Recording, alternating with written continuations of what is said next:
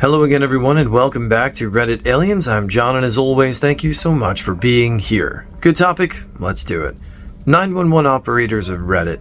What's the strangest, most serious call you've ever gotten? Please remember to like, share, and subscribe.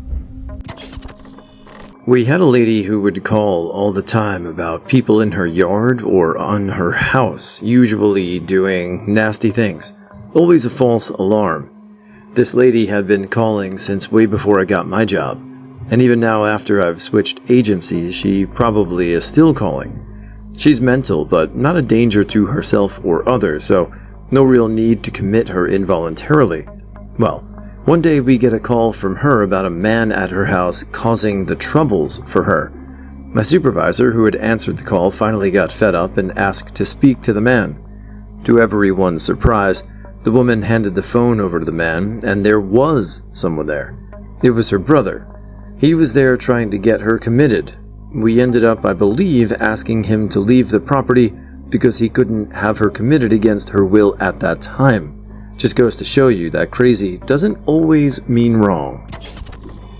I worked for an alarm monitoring company, and I got an inbound call in the middle of the night from somewhere in Philadelphia. Guy on the line sounds really out of it. Drunk, maybe? My first thought was it was someone calling in to cancel a false alarm. The messed up voice was then waking from sleep, not uncommon. Some alarms start going off in my head. The guy isn't making a whole lot of sense, and it's really hard to get basic information out of him. Eventually, I pieced together that he's a gas station worker, and he's been shot. For some reason, he dialed the alarm company instead of 911. We weren't even his alarm company. There was probably an old sticker in the shop somewhere, so I've got no info on this guy. Mind you, we don't have any magical reverse phone lookup system, and our systems are locked down such that we can't access a web browser. Genius, I know. Pulled out my phone, also not allowed, and managed to look up a gas station with the inbound number in Philly, called 911, and got police and medical out there. No idea how it ultimately shook out. Stayed on the line, keeping the guy conscious and talking until they got there, and disconnected. The very first emergency call I took by myself during training, the trainer was hooked into my phone and could jump in whenever. I answered 911 while my trainer was trying to grab a cup of coffee from the machine, long cords, and as soon as the phone connected, there was what sounded like an explosion and people screaming all over the place. Scared the Jesus out of my trainer, who sprinted back to the desk thinking I had just picked up some huge disaster or accident, takes over the call and starts asking questions. And it turns out, what we heard was just rushing water from a hot water heater that ruptured and was spewing water all over these two girls' apartments, and they were freaking out, not knowing what to do about it. Bonus story, had a similar call a few years later, picked up to a bunch of people being loud, sounding panicked, talking about someone being locked in a car. Thought it was a child locked in a car, a very high priority call for my agency due to being in Florida and a few recent deaths. So I put the call in as urgent while trying to get anyone on the phone to actually talk to me. But then I hear the door open and someone in the background scream, "It's out! The chicken is free!" The phone disconnects. Florida. The best memorable call I had was when I was still training. It was a few days into starting to take 911 calls on my own with my trainer just listening in, and I get a very calm lady asking for paramedics. I ask her for the address and why. My son cut off his penis. I parroted what I heard back, while mentally I was going, "Excuse me, what?" Lady confirms that her son cut off his willy with a knife and there's blood everywhere. Now the whole room is bustling, getting the resources I need for this guy with a knife who's probably bleeding out.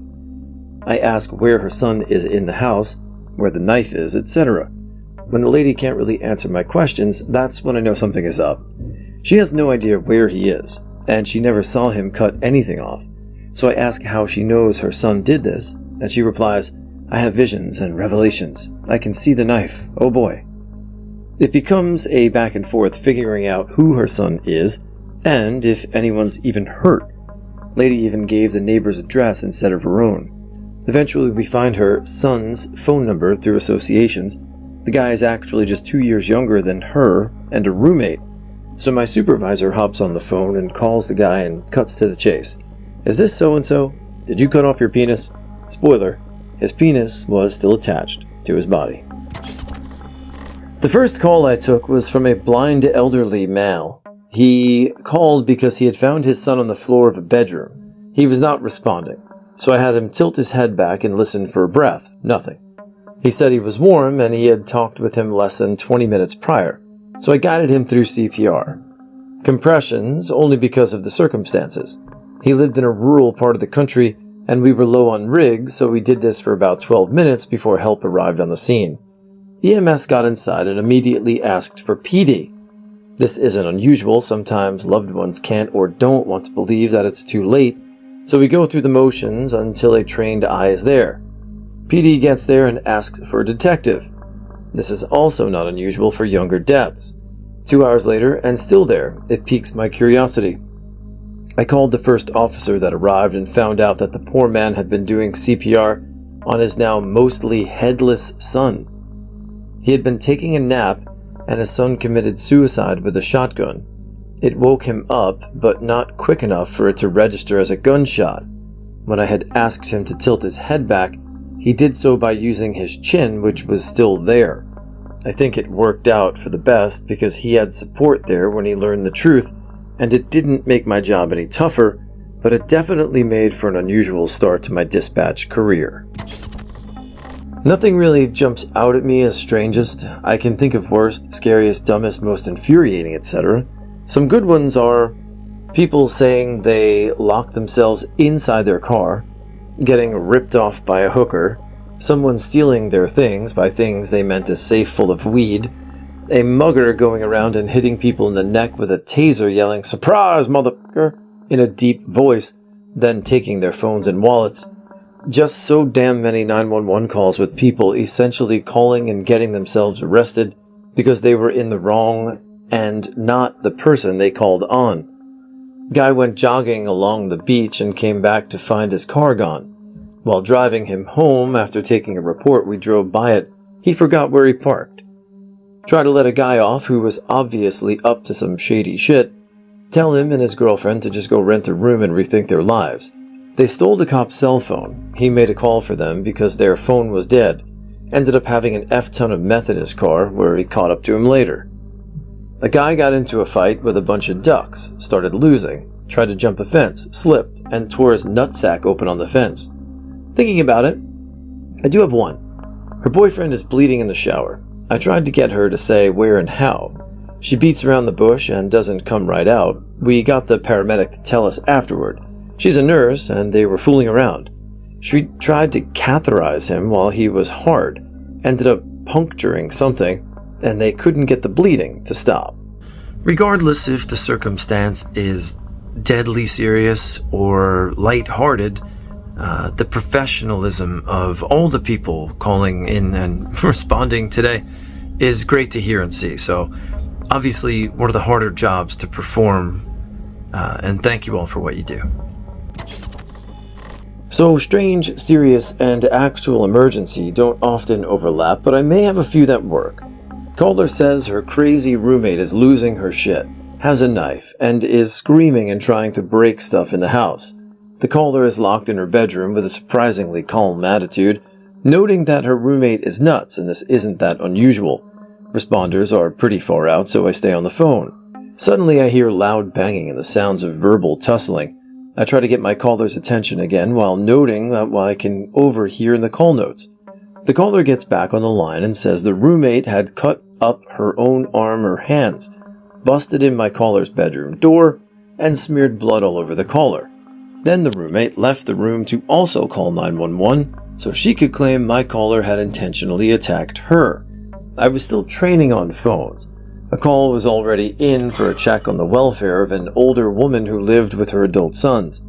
The original caller said she hadn't heard from her mother and the sons were known to be aggressive and even violent. I answer a call from the landline phone at the target address, and it's the mother wondering where the officers are because her sons are physically fighting. I remember being confused that she knew that they were coming and wasn't the original caller. She wasn't forthcoming with information and gave very short answers to direct questions. When she asked if she could get off the phone, I asked her to just set the phone down with the line open, and she obliged. After a bit, I hear the mother in a male voice arguing in the background and mention of blood. More arguing. Then a male voice picks up the phone and says, "I just killed my brother in self-defense." He was surprisingly compliant and calmly told me what happened, with what weapon, where the weapon was now, his name, date of birth, etc. Still somewhat surprised I wasn't called into court for that one. It's right at shift change, and the incoming rotation is notorious for call-outs and trudging in at the top of the hour. I'm standing up just waiting for enough people to log in so I can leave. 911 is ringing. They have a few showing available, but are not actually answering, so I sigh and pick up. The male caller says that his roof has collapsed and that he may have acid burns and that it's all over the floor.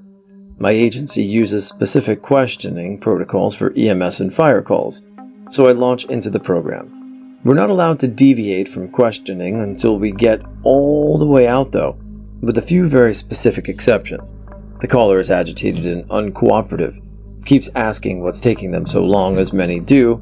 There's often an apparent misconception that no one starts moving until all our questions are answered, which is not the case.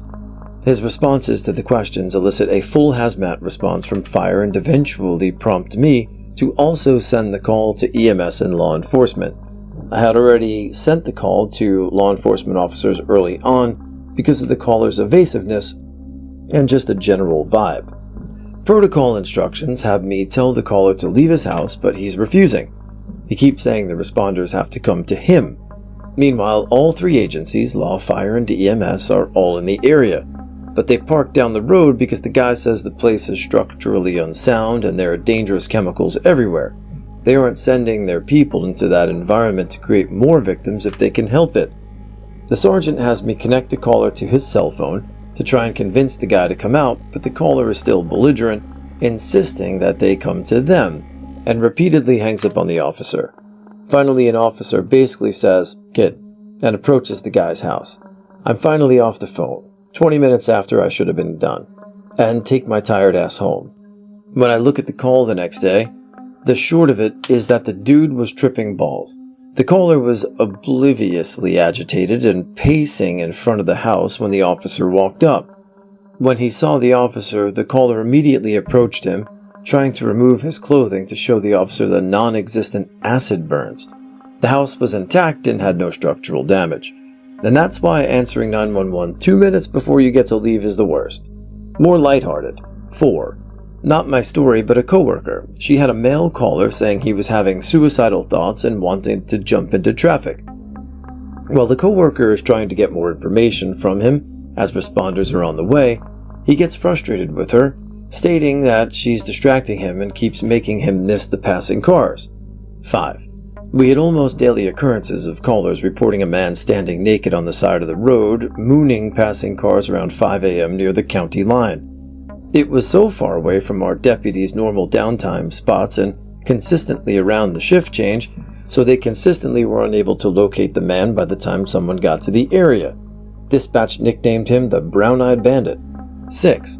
A female caller was very concerned about something suspicious, mentioning a body in a large trunk or suitcase in an abandoned house, but was unable to clarify details and kept changing the story when I asked questions in an attempt to get a better idea of what the she was talking about.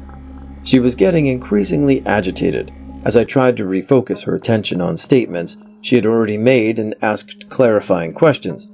Finally, she gets so fed up with me asking questions that she says, "Can I talk to someone else, someone other than you? Is Detective Stabler there?"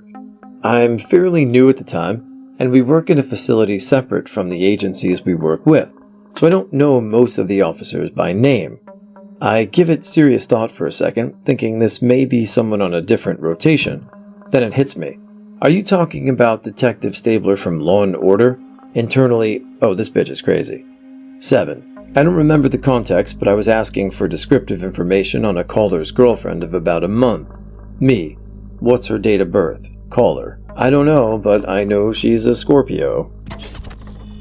Was a 911 operator for 5 years. Had a female call screaming, "He's stabbing me, he's stabbing me." She's getting away from her husband, who's going at her over and over with an ice pick. It becomes evident to me that she's moving around the house in an attempt to get away. I'm telling her, "Can you barricade yourself? Can you get away from him? Can you get out of the house?" She told me that she's trying, and that interjects that her husband is blind. Now I'm really confused. She's not giving me much information, typical with panicky victims in the heat of a crime, and I'm trying to figure out how she can't get away from a blind person. She gets quiet, and I can hear him saying all kinds of nasty things about her. Cops get there, secure the scene, and they fly her to a trauma center. She lived. Still, we were all standing around after, so confused that this woman couldn't escape a blind man from stabbing her. A friend of the family was, potentially still is, a paramedic with the helicopter service here. I'm not sure if it was when he was on the ground or in the helicopter, but he enjoyed this story. He was called out to a head trauma incident and arrived to find a man sitting in his living room acting very normal for a call like that. So he asked what was wrong, and the man said, "Well, I've got this here," and turned to show a screwdriver buried to the hilt in his head. So the paramedic obviously said something along the lines of how this isn't good, and the man said, "Nah, it's alright." He began turning the screwdriver. They told him to stop. I had a professor who exploded a cat with a shotgun in an attempt to get it out of a tree, and another who made his partner pass out by having a girl show him her eyeball that had popped out after a car accident. They were all anecdotal and may not be true, but they were stories I was told. One day I had walked in after getting a Subway sandwich. My shift started at 1 p.m. Coworkers had received both 911 and normal calls from a wife and mother about their husband or son. He was just walking around and talking about taking all the children to heaven and circling the house for hours. There was a newborn, a toddler, and I think a 5-year-old. It was on a weekend, and our chief advised that as long as he isn't acting dangerous or violent, just odd, then they can wait for a mental health warrant from the Justice of the Peace on Monday. It's East Texas, and it's a good 20 to 30 minute drive going the speed limit to get anywhere in the county, and sometimes over an hour from one end to another, if you know where you're going. Well, this continues up until about 11 p.m. The mother and wife are getting more and more antsy that he's been walking in circles all day and muttering the same thing for hours. Then I get a call that begins with a loud bang, screaming and crying from the wife and her newborn. The husband had killed his 2 sons and mother with a shotgun and was coming for her. She cried that why didn't we help them, and to please save me and my babies. And then after about 10 seconds another bang. The wife was killed near instantly, and the baby had 1 to 2 pellets in its head and was making gurgling sounds before dying. After that, maybe a minute later, I heard another bang. The guy had put the slug into his shotgun and blasted the top portion of his face off, laying on the ground and drowning in his blood. And that's it.